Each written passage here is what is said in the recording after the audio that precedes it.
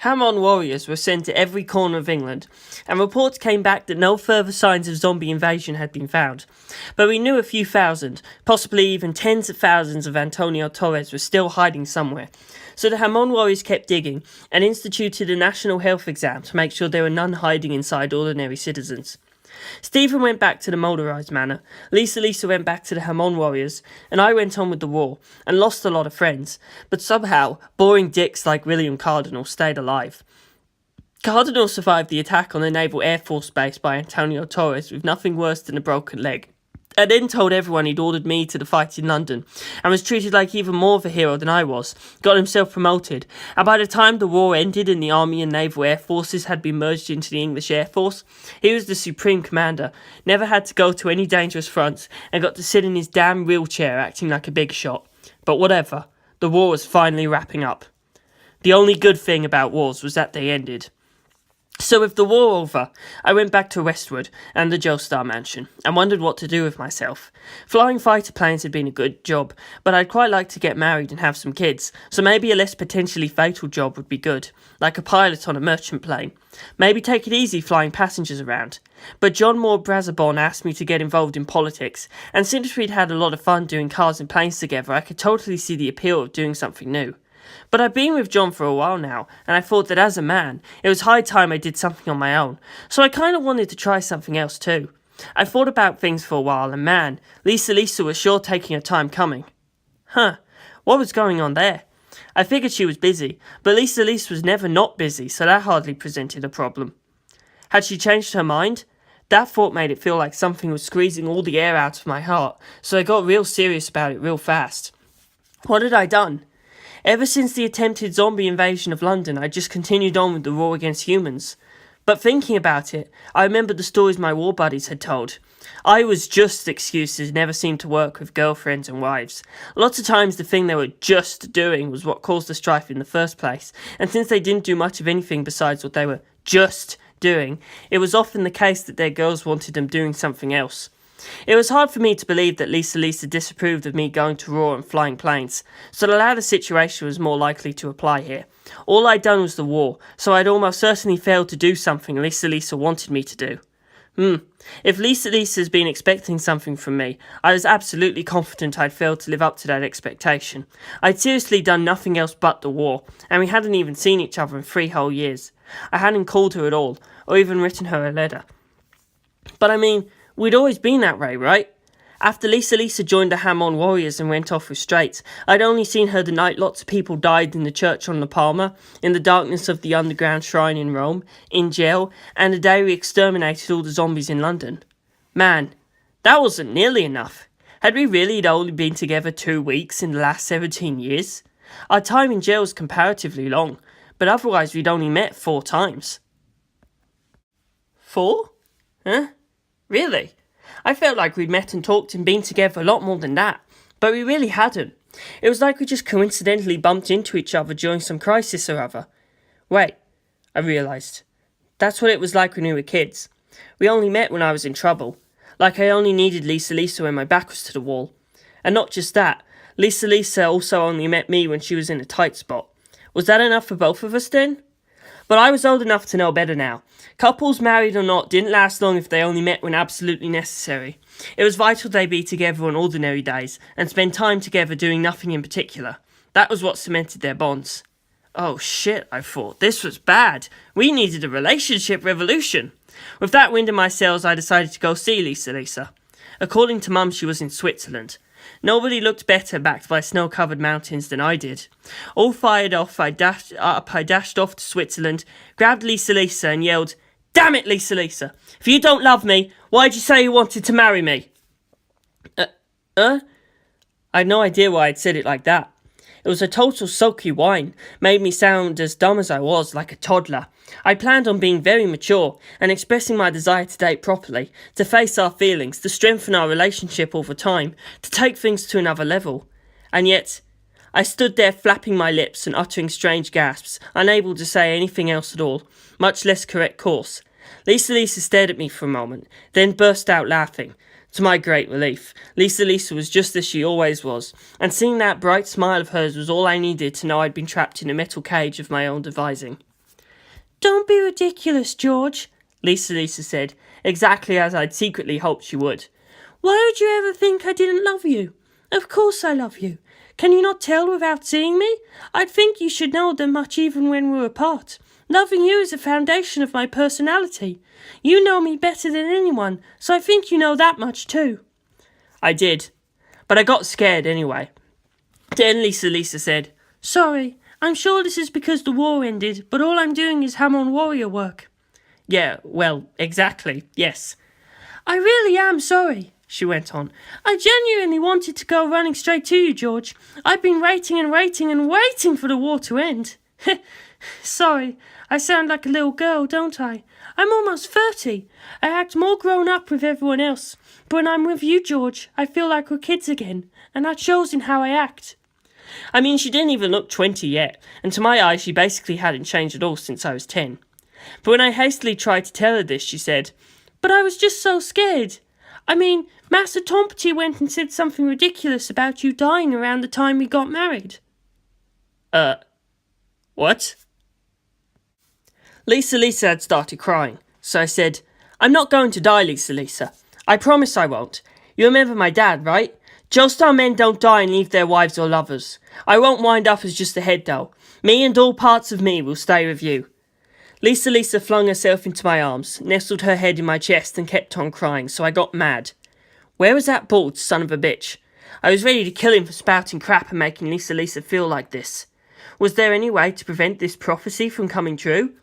Seeing red, I dragged a reluctant Lisa around looking for Tompety and found him. Face to face, his intimidating aura instantly killed my rage, and I asked with a smile, Sorry, about this prophecy that I'll die? Tompety adjusted the layers of eastern gowns he wore. You'll die? What? You thought you wouldn't? Not natural causes, right? I heard some nonsense about me dying right after Lisa and I got married. I speak neither lies nor nonsense. That's right, Lisa said, wiping her tears. Tompety would never do that. Come on, Lisa, don't you want to fight this thing too? But I guess saying as much wouldn't do much to fate or destiny, and Lisa knew full well, and I kinda knew too, that those things could absolutely be foretold by someone properly prophetic. So I guess we had to accept it. But just as my emotions were starting to settle down, Tompety looked puzzled and said, But maybe you won't die. No, you won't. I don't know. Up to you. Huh? We both looked up, surprised. You have, Tompety said, a god of sorts. Not the god, mind you, but a god. Looking out for you. This again. A god that chose an individual on a whim. Beyond. For the first time in God knows how long, I remembered the words my friend Tsukumajuku had said. And I have a name for this thing guiding me from somewhere not of this world. I call it Beyond. It seems you're aware of the concept, Tompety said. Up to you whether to believe in it or not, Jorge Joestar. If you believe in it, you won't die. If you can't put your faith in it, you'll be brutally murdered by something terrifying, as fated. I believe, I blurted. Tsukumajuku had said, With Beyond at your side, your adventure will be without compare. Tompety's steely eyes softened in a smile. And I guess you won't die.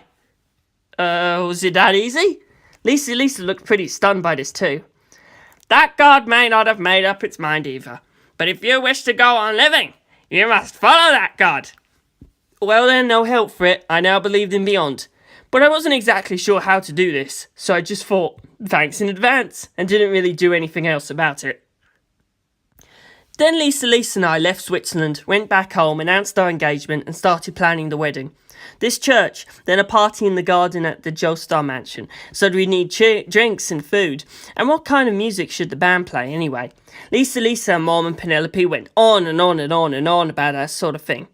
I was relieved to see Penelope enjoying herself. She'd been at odds with Lisa before.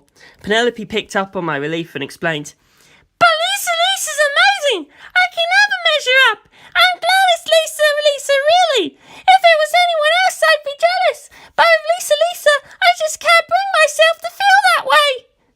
I remember Darlington saying much the same thing. I agreed. Lisa was beautiful and amazing, and I was still laughing about it when I got her pregnant. Crap. But Mom and Penelope were explosively happy. They both let out long, shrill shrieks of joy when they heard Lisa. Lisa was super embarrassed, but also really happy. So I was relieved, but I wondered what Straits would think. "I don't think he'd think anything of it," Lisa said. "And it's still really early, so let's wait a bit, and let him know when things have settled down a bit." Then Lisa and Mom and Penelope redid their whole plan. They considered trying to do it before she showed, but that was deemed too fast, so they decided to have it after the baby was born, and in the end our wedding was moved to the next year. Here comes, guys. Here he comes. With the child being born first, everyone treated Lisa like an absolute queen. Here he is.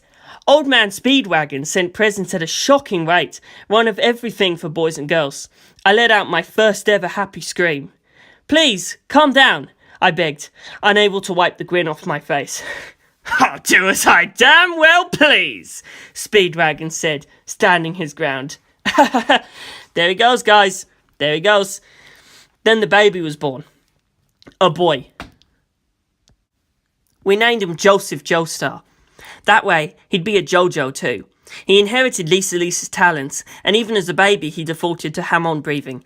And whenever I tried to change his diaper or hold him, I'd wind up hopping around going bzz bzz bzz. When Joseph cried in my arms, electric shocks ran from the top of my head down my left hip and I nearly passed out, but I held fast and acted like nothing was wrong. Of course this was just me and it proved no problem for Lisa, so Lisa gave me a scarf made from the same stuff as hers. The Smyrtipologian beetle's thread. It blocked the ham-on and scattered it harmlessly, and I could wrap Joseph in it to change his diaper, hold him or take him in the bath. Except the water conducted ham-on well, so the beetles weren't helpful there. Anyway, we set the wedding date late enough that Joseph would be able to hold his head up. Everything was prepared properly, and the only thing left to worry about was the weather. On the morning of November 11th, I was all decked out in my Air Force full-dress uniform when John Moore Brabazon came in, grinning ear to ear in his tuxedo. "So this best man of yours isn't here yet?" he asked. "Huh? Who? Stephen Motorize?" "He did overdo it a bit at the bachelor party last night." "Whatever, don't worry about it. I'll be happy to be the best man in his place." For some reason John was campaigning to be my best man, and frankly it hadn't been an easy choice on my part, but I simply couldn't pick anyone but my first friend in England, my neighbour, and a man who'd saved my life. So to avoid upsetting my bride, I elected to sneak off to the motorised home to check things out. I let Penelope, the maid of honour, know what was up. "What? Can't someone else do it?" she said, but the motorised family and I had a history, and since Ben Motorised had reclused himself, William Cardinal had taken over the family affairs, so I could see this being a bit of a problem. John was in fact constantly at odds with William Cardinal, an arrogant man who tended to abuse his power. It would just be faster if I went myself. The Joestar mansion garden had been transformed into a wedding venue, and as I ducked through it I saw Mum holding Joseph. I was pretty sure she saw me, but I ignored that, hopped in my car and headed for the manor. Stephen and Cardinal didn't exactly get along either, and there was a strong possibility Cardinal had forced Stephen to do something just to get at me. Again. I reached the motorised manor and saw Stephen's car still there. Guess he made it home from the party, last night just fine. He'd been sipping his drinks quietly while my army buddies yucked it up, and he hadn't seemed all that drunk when he said his goodbyes, so I figured he got home alright. I got out of the car and headed for the door, regretting the fact that I was still dressed for the ceremony in my full dress uniform. That smug bastard could be absolutely intolerable with anyone he considered beneath him, and might as well pretend his hand slipped and spilled tea or coffee on my uniform. Well, if he did that to me today, I'd maybe not say anything, but Lisa sure as hell would. I rang the doorbell. Normally Faraday would, without ever running, answer the door in mere moments, but today there was no sign of him. I tried knocking. Still no answer, so I tried the knob, and the door wasn't locked. I opened the door and took a step in. "Hello? Good morning," I called. Still no reply. Weird. Were they out? I didn't find that thought convincing, largely because I could sense someone in the house. Someone? That seemed like the wrong word. What was it? This awful feeling that had swept through me. "Stephen! Hey, Stephen Motorised, it's George!" Should I go to Stephen's room upstairs? But when I set foot on the staircase, I froze in my tracks. The carpet was seeped in blood. This was bad. And the blood wasn't dry at all. In fact, there was steam rising off it. So it was very fresh indeed. There was a thud from somewhere deeper in the manor, and something that sounded like a groan.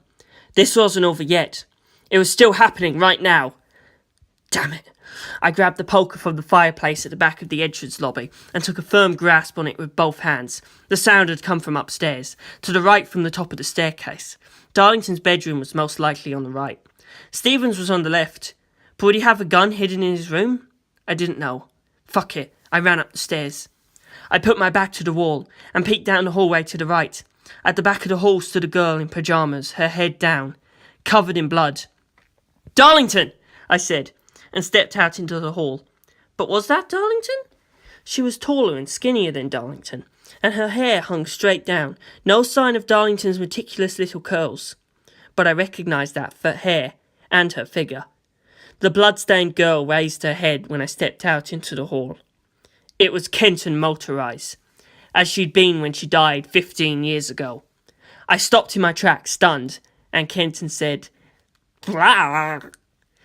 She was a zombie. No, perhaps she'd been for quite some time now.